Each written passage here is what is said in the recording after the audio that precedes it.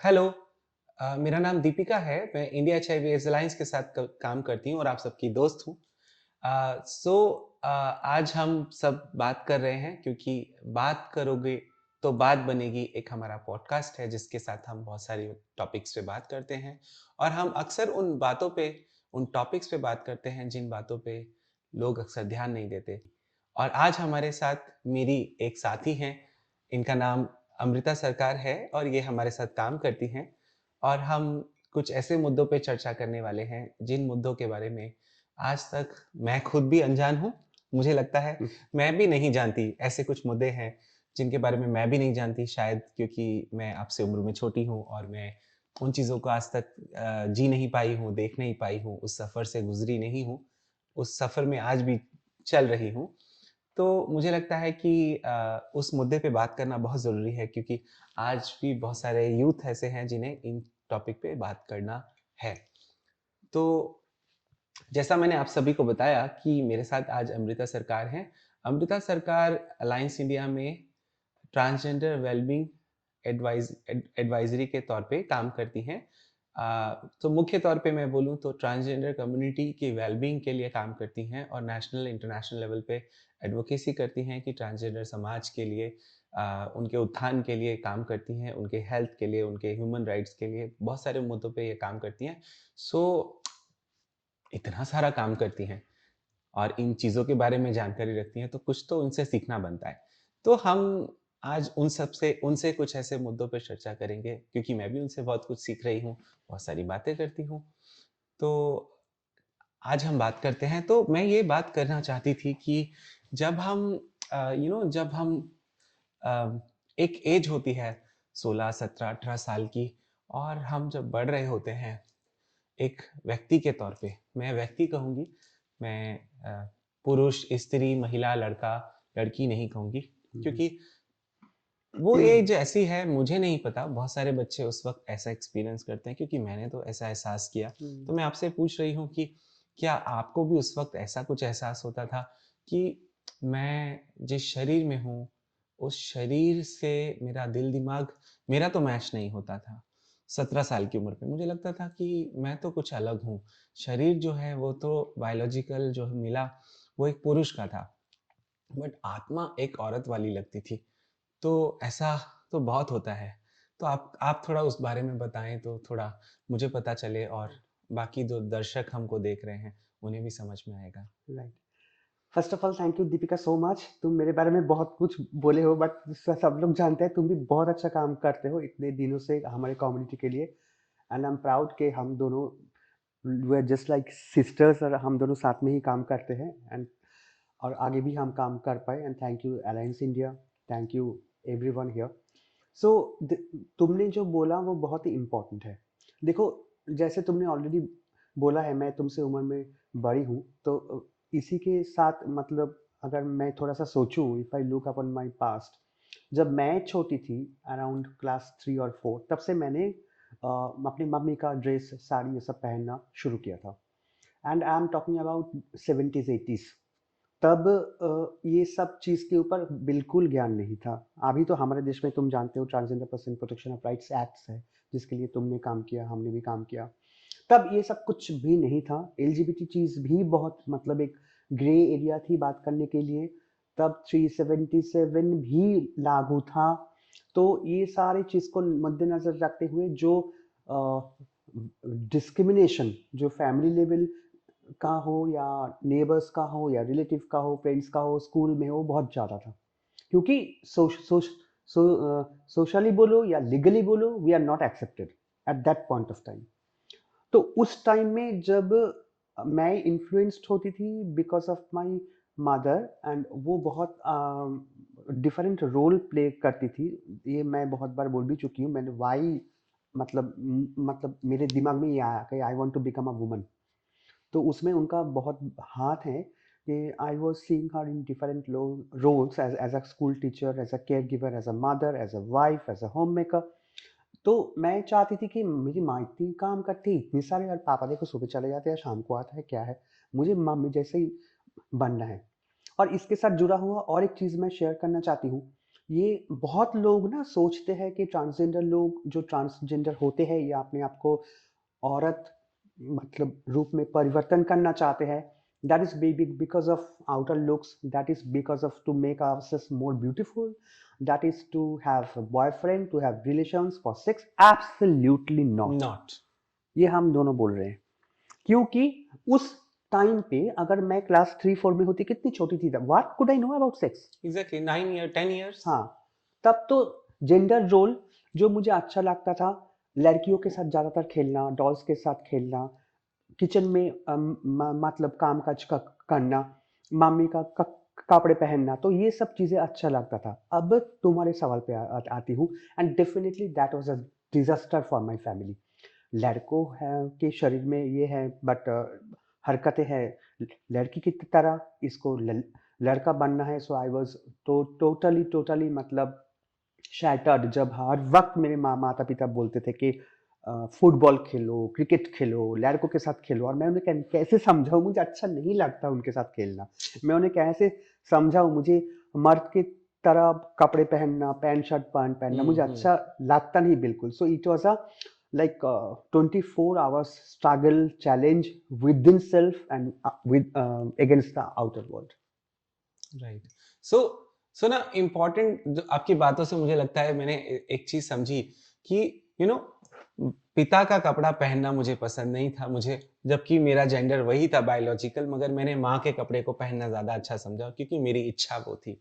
और दूसरी बात मैं मुझे लगता है कि बड़ा ही इम्पोर्टेंट है जो समझने वाली है, और मुझे लगता है कि ये शायद हर किसी को समझना चाहिए कि आज आपकी उम्र मुझसे ज्यादा है और मैं आपसे बात कर रही हूं, तो आज भी आपके मन में वो बात आज भी है जो इतने सालों पहले जब आपकी उम्र 10-11 साल थी, वो भी आज आपके मन में है। आप उसको उससे उभर नहीं पाए। आप ये सोचिए कि वो कितनी बड़ी तकलीफ थी, और ये तकलीफ मुझे लगता है आज भी है। आज भी है लोगों के मन में, जो आज की जनरेशन है, जो आज की पॉपुलेशन है, उसके साथ भी आज भी ये सब हो रहा है ना। आज भी ये सब चीजें हैं। आज भी तकलीफ है, बट थोड़ा सा अगर उसको घुमा के बोलूं, आज मेरे लिए दूसरों को तकलीफ होती है कि जो हम चाहते थे वो ऐसा वो हुआ नहीं। बट बहुत सारे लोगों ने ये मुझे पूछा है, तुम जानते हो कि लीगली मेडिकली मेरा ट्रांजिशन हो गया था, 8-9 साल हो गया। बहुत लोग पूछे थे मुझसे कि ऑपरेशन करने के बाद कैसा तुमको फीलिंग हुआ, डिड यू फील बहुत हैप्पी, बहुत खुश हुए तुम? मैंने बोली कि no, I felt very relaxed. मुझे बहुत शांति महसूस हुई कि जो मैं चाहती थी, जिस चीज़ से मैं छुटकारा पाना चाहती थी, वो अब नहीं है। तो अब तकलीफ का पार्ट मेरे अंदर नहीं है, अब तकलीफ दूसरों को है जो मुझे अपने गलत नज़र से देखेंगे। देखेंगे। सही बात है। तो आप जब ये सब बात कह रहे हैं ना, देखिए मैं समाज के बारे में तो समझ गई। समाज जो है, समाज देखो, समाज कहाँ है? समाज तो आज भी आपका और मेरा, हमारा तो परिवार से ही शुरू हुआ ना समाज। एब्सोल्युटली, तो हाँ।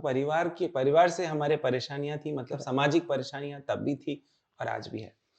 मगर एक एक व्यक्ति जो एक जिस बायोलॉजिकल जेंडर के साथ पैदा हुआ और उसमें खुश नहीं है, जिसमें मैं भी आती हूँ, आप भी आते हैं, तो मैं सोचती हूँ कि आपने एक बात बोली अभी कि मेडिकली लीगली ट्रांजिशन, तो मैं, देखिए मैं अभी उस प्रोसेस में हूँ जहाँ पर ट्रांजिशन के बारे में मैं ख्याल रखती हूँ और मैं उस प्रोसेस में चल पड़ी हूँ। हम्म।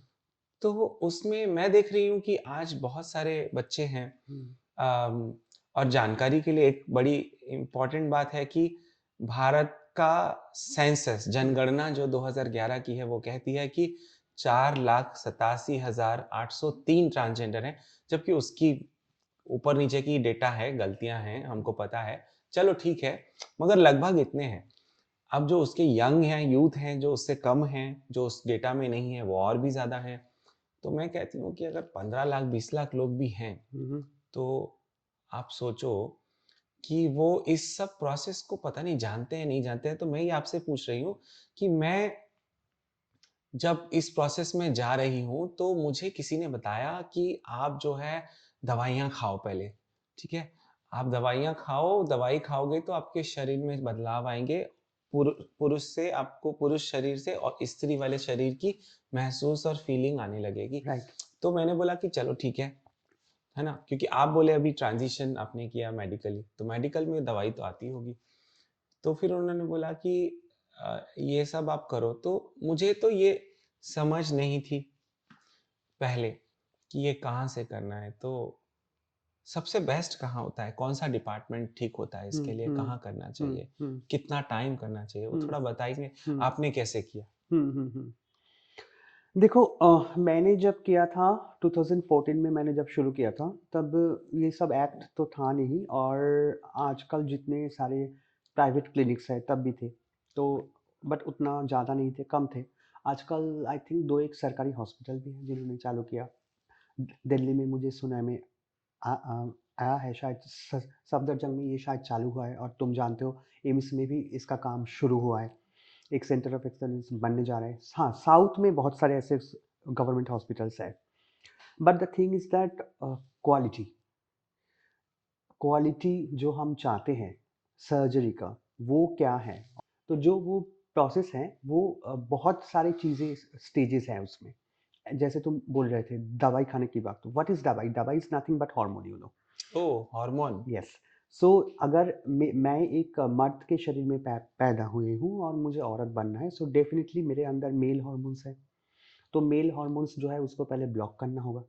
मेल हॉर्मोन्स बाहर से दवाई या हार्मोन ब्लॉकर लेके ब्लॉक करने के बाद या उसके साथ साथ तुम्हारा फीमेल हार्मोन चालू हो सकता है दैट। तो हुँ। ये जो एंडोक्रिनोलॉजिस्ट है, जो हार्मोन के डॉक्टर्स है, कौन-सा डॉक्टर? एंडोक्रिनोलॉजिस्ट। एंडोक्रिनोलॉजिस्ट जो अच्छा, हार्मोन के डॉक्टर। एंडोक्रिनोलॉजिस्ट जो डॉक्टर है, राइट। उससे ही लेना होता है। जी। अगर मैं कोई मेडिसिन, कम्युनिटी मेडिसिन वगैरह से लूँ तो सही नहीं रहेगा ना? Thank you for asking this. Self medication is absolutely harmful. हम बहुत बार देखते हैं कि वो मेरी सहेली ने ये हार्मोन लिया तो मुझे भी लेना है, बट उसका साइड इफेक्ट हम नहीं जानते। क्योंकि आप हेल्थ सेक्टर में काम करते हो, आप हुँ, जानते हो हर शरीर अलग होती है, इंडिविजुअल होती है। तुम्हारे बिल्कुल। अंदर क्या एनाटॉमिकल चेंजेस है, तुम्हारे अंदर क्या फिजिकल स्ट्रक्चर है, तुम्हारे हुँ, अंदर क्या कुछ प्रॉब्लम है या नहीं है, what that is doesn't mean कि तुम्हारा फिजिकल स्ट्रक्चर और एनाटॉमिकल स्ट्रक्चर, तुम्हारा हार्मोन, तुम्हारा जो शरीर का जो प्रोसेस है, सिस्टम्स है, वो आइडेंटिकल होगा विद योर फ्रेंड्स। ये होता नहीं। हुँ, ठीक है ना? तो जो मेरे अंदर जो स्ट्रक्चर है, मेरा जो वेट है, मेरे जो हाइट्स है, मैं कितने दिन से सोच रही हूँ कि मैं एक औरत हूँ, मर्द हूँ, ट्रांस हूँ, क्या हूँ। फिर मेरे अंदर अगर कोई डिजीज है जो शायद मैं नज़रअंदाज करती हूँ, तो वो सारी चीज़ें बाहर आना चाहिए। When you start your medication, that is the main part. Okay. So अब जो आप बोल रही हैं, तो इसमें जब मैं दवा खाऊँगी, तो दवा खाने से पहले मेरे को तो डॉक्टर ने बोला था कि कुछ खून की जाँच और कुछ तो राइट, टेस्ट-वेस्ट बोले थे राइट, राइट, कि राइट, आप एब्सोल्युटली, एक्स-रे करा लो, एब्सोल्युटली। अल्ट्रासाउंड करा दो, वो सब। हाँ। तो ये हुआ था क्या? आपका भी होता है? जी, हाँ। जब मैंने ये प्रोसेस चालू किया था, मेरा सब कुछ ईच एंड एवरीथिंग टेस्ट हुआ था। मेरा ब्लड प्रेशर, मेरा शुगर, मेरा हार्ट कंडीशन बोलो, ब्लड टेस्ट, फिर तुम्हारा जो दूसरा टेस्ट होता है, यूरिक एसिड टेस्ट, फिर हुआ हुँ, था हुँ। Including HIV test. हुँ, तो हुँ, ये सारी चीज़ें डॉक्टर के पास रिपोर्ट होना चाहिए। हुँ। क्योंकि तुम जब कोई चेंजेस ला रहे हो तुम्हारी बॉडी में, राइट? ये बात थोड़ा-सा आप लोगों भी ध्यान से सुनना। अगर हम बाहर से कोई चेंजेस कर रहे हैं, तो उसके लिए हमारी बॉडी को, जैसे दीपिका बोल रही थी, तैयार होना होगा। सो वो तैयार होने की पार्ट तभी हम शुरू कर सकते हैं ना, जब हम जानते हैं कि मेरे अंदर ये कमियां हैं, मेरे अंदर कुछ कमियां नहीं है, मेरे अंदर दिक्कतें हैं, मेरे अंदर कुछ दिक्कत नहीं है। I am absolutely fine. I got the medical reports, I have got tested all this A B C D E, then only you can start. हुँ। तो अब इसमें मुद्दा एक और है कि आज आप कितने सालों से ये दवा खा रहे हो? बहुत दिन हो गए। 2014 में जब मेरा ट्रांजिशन शुरू हुआ, आई मीन पहले मैंने टॉप सर्जरी किया था, उसके बाद बॉटम। तो उसके 2-3 साल पहले आई स्टार्टेड हार्मोन। तब ओह! मैं तो कोलकाता में थी। 14 से पहले आपने 3 साल पहले किया। हाँ जी। मतलब लगभग आप समझिए कि सर्जरी होने से आपने 3 2-3 साल साल से पहले पहले एक्टिव शुरू सब कुछ किया स्टार्ट। हाँ। और सर्जरी 14 में हुई है, तो आज 9 साल हो गए लगभग राइट। और आज भी आप खा रहे हो, ठीक आज है? भी मैं खा रही हूँ। बंद नहीं हुआ नहीं है। हुआ। तो समझने की बात ये है कि दवा इतनी भी खानी पड़ती है और टेस्ट वगैरह आज भी होते होंगे? टेस्ट वगैरह जो है वो डॉक्टर के साथ मैं टच बेस में हूँ, जो हार्मोन के डॉक्टर्स हैं उनके साथ मेरा ऑनलाइन कॉल होती है। जो मेरा सर्जन है उनके साथ भी कभी-कभी बात होती है। टचवुड अभी तक इतने 8-9 साल के बाद भी मेरे यहाँ मतलब जो नियोवाजाइनल कैविटी जो मैंने किया था उसमें अब टचवुड कोई दिक्कत हुआ नहीं। तो हाँ, ये बात ज़रूर है, जब आपका सर्जरी हो रहा है एटलीस्ट 1-2 महीना आपको सर्जन के साथ टच बेस में रहना है।